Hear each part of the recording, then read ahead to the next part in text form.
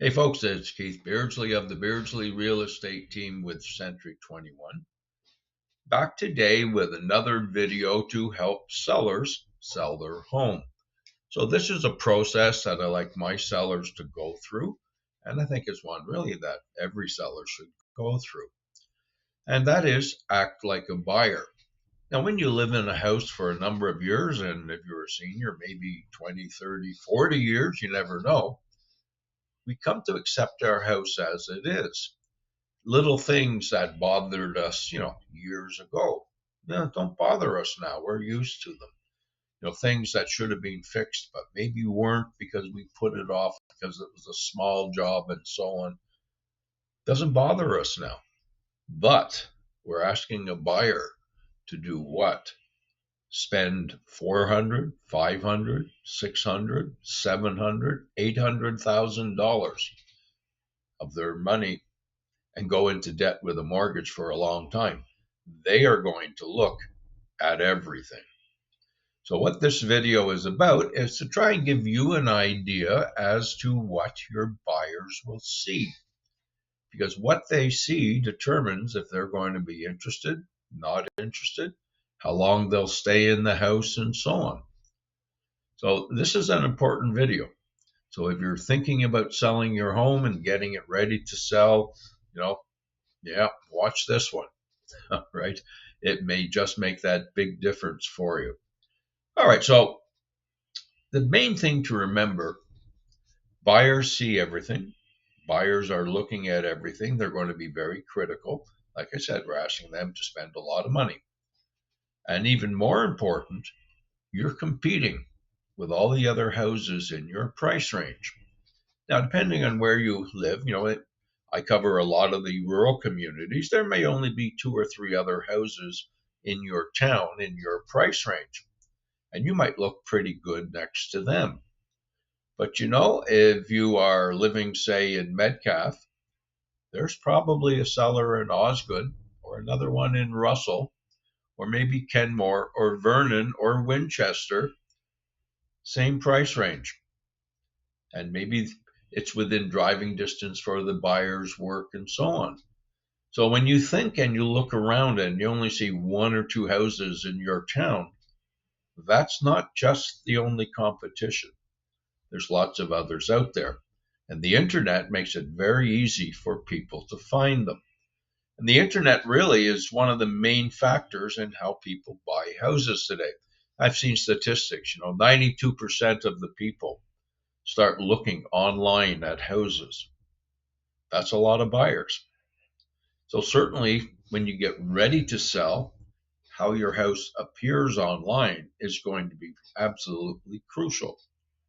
Because what are the buyers going to do? In the old days, we had that big book there, MLS book, but the size of a telephone book with little black and white pictures in, and that was it, one picture of the house. Not anymore.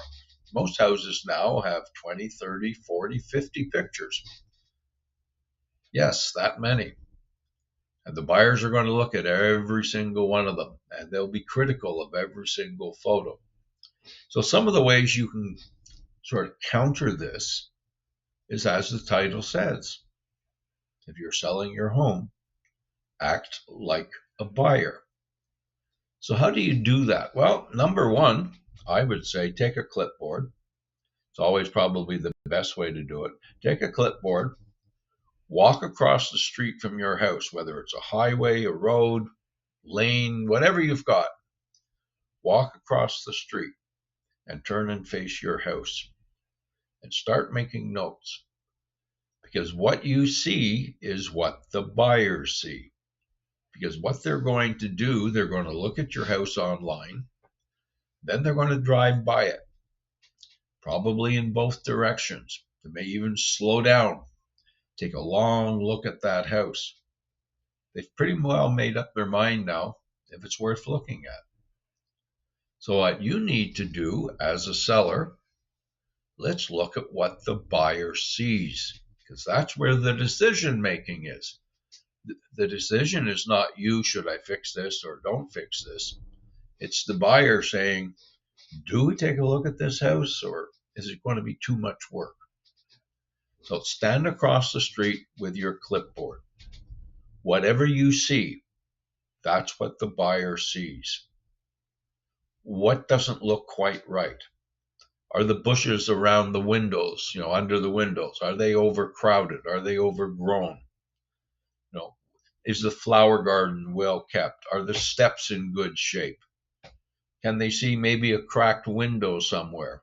What is the roof like on that side? What can the buyer see? You know, the shape of the roof from where they are. All these things, they count. Is there an old wheelbarrow off on the side? Upside down on the side that no one put away. Little things, tiny things, anything that you see that jars and you go, oh, that's got to be fixed. I've seen lots of studies over the years, and I've been doing this 23 years. I've seen lots of studies over the years that say roughly 80% or more of the buyers have made up their mind at that point. So as they walk up your driveway or as they walk up your walkway, whichever you have, they've pretty well made up their mind before they get to the door. Now, they're with an agent, and the agent's talking to them and trying to tell them all the good things and so on. And they'll get up to the door. When they open that door and go in, one of two things is happening. They're either not all that sure about the house anymore, and they're looking for negatives, right? Negative things that are wrong with that house. And they haven't even gone into the house yet. If they're in a positive frame of mind, now they're going into the house and they're looking for positives. What do they like about the house? How does this house work for them? And so on. So that first impression, if you want, that drive-by impression, is absolutely essential that you get it right the first time. Because with many of those buyers, there will not be a second time. So make your notes. Look at everything. As you walk up the pathway or the driveway towards your door, look everywhere your eyes go. Wherever your eyes go, that's where the buyer's eyes are going. Now, when an agent is showing you a house, what do? They unlock the door, and the buyers are usually standing on the steps with them. Stand on your steps. Do a quick look behind you. What do you see? Because that's what the buyers are looking at while the agent is opening the door. Right? So it's wherever your eyes go, there's a natural way. You will look in certain directions. Everybody will pretty much look in the same direction. That's what you're looking out for.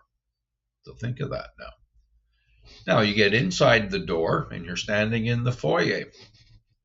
Where do your eyes go? Every foyer, when you stand in it, your eyes are going to turn in a certain direction. That's what the buyers are doing. So that first impression, that sweep that your eyes make when they're, if it's raining and they're taking off maybe, their shoes or whatever the case might be. And whilst they're doing that, their eyes are looking around. After all, it's a new house. They want to see what's there. Where do your eyes go? Because that's what the buyers are seeing. And at this point, they're just inside your door. You've made a first impression outside. Now you're making a first impression inside. Now, I've seen lots of places where, the hallway from the main door goes right into the kitchen. And right there you have your fridge. And the entire fridge is covered in magnets and drawings and who knows what, notes and everything else.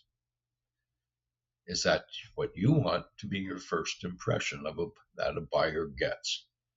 So follow the flow of the house. Every house, doesn't matter where it is or what town or what size or what expense. Every house has a natural pattern or flow. So where your eyes go when you're standing in the foyer is where you tend to go. That's the first few rooms you're going to look at. Be like a buyer. Walk into those rooms. Stand in the entranceway, which most of them do. Very few buyers will just walk right into the room and up to a window. They're going to go just inside the door and they're going to look around. Same as before, make notes. What do you see? What is good? What isn't good?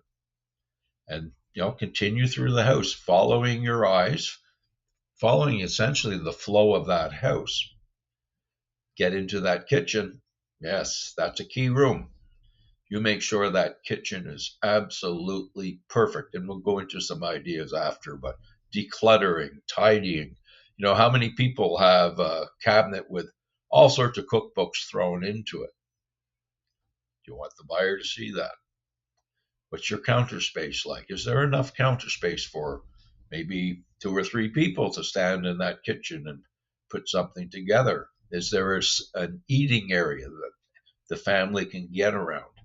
How big is the kitchen? What's the flow of the kitchen? All these things.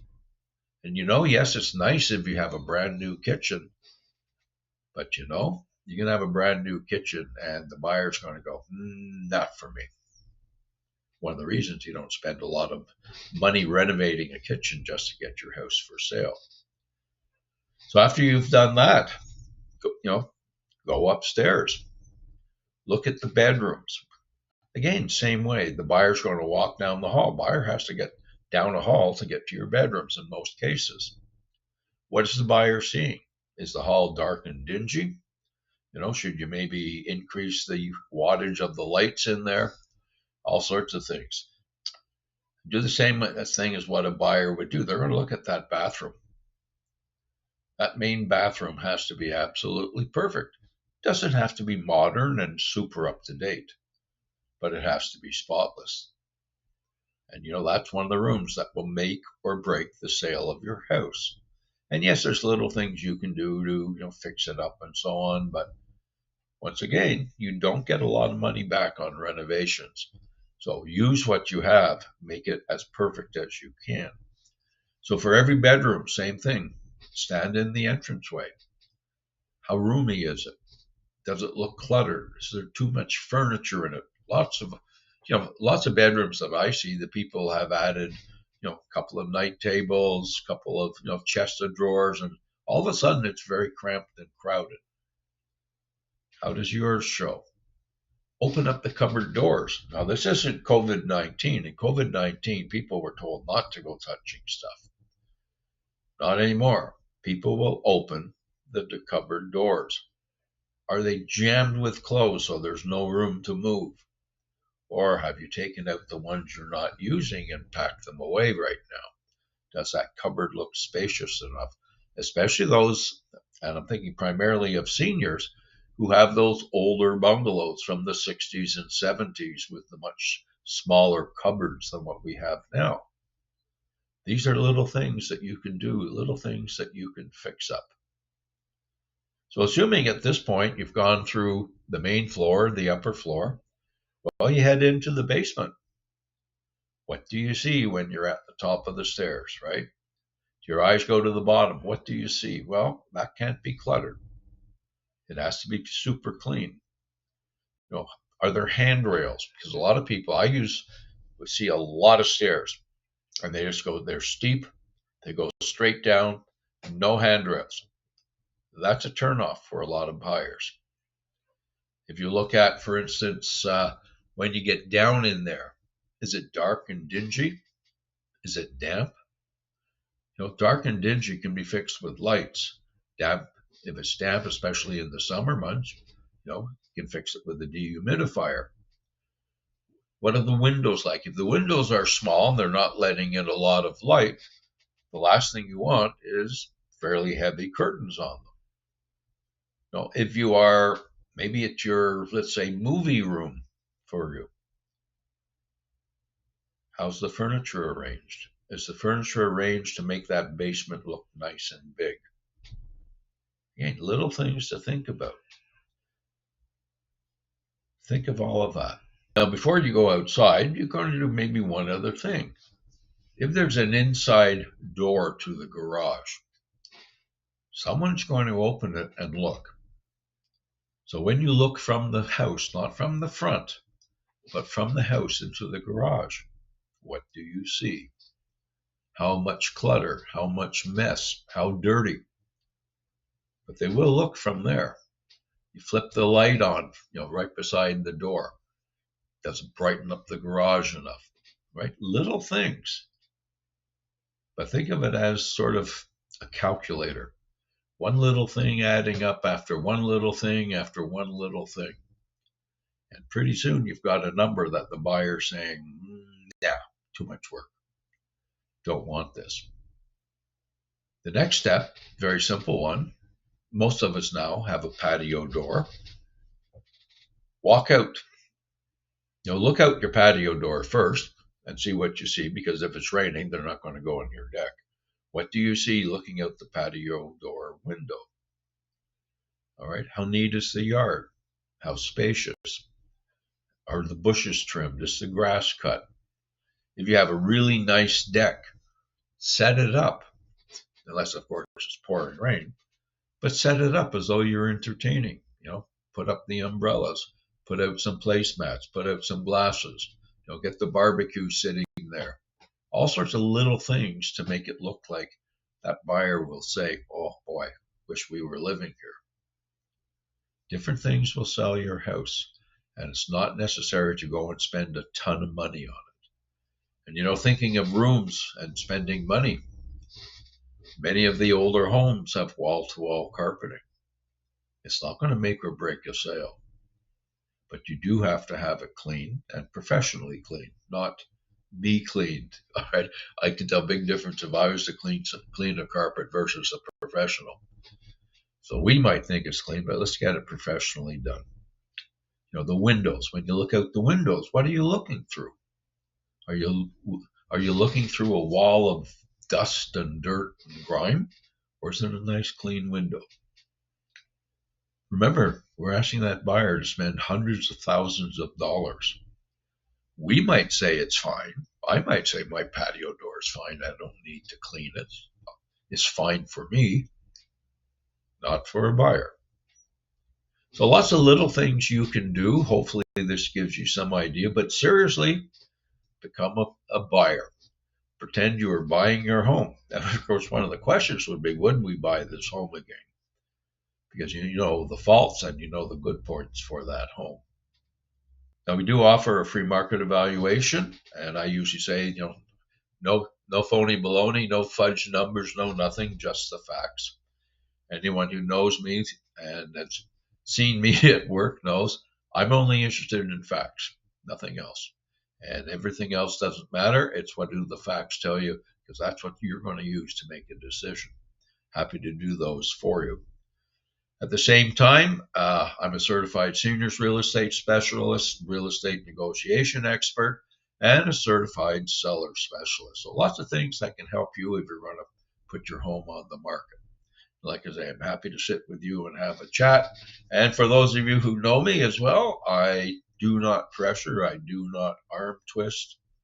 I found out many years ago that's not necessary. If I've done my job and you're happy, let's look forward to a happy working relationship. But no pressure, no arm twisting. I prefer you look at the facts, think about them, and make up your mind what you want to do.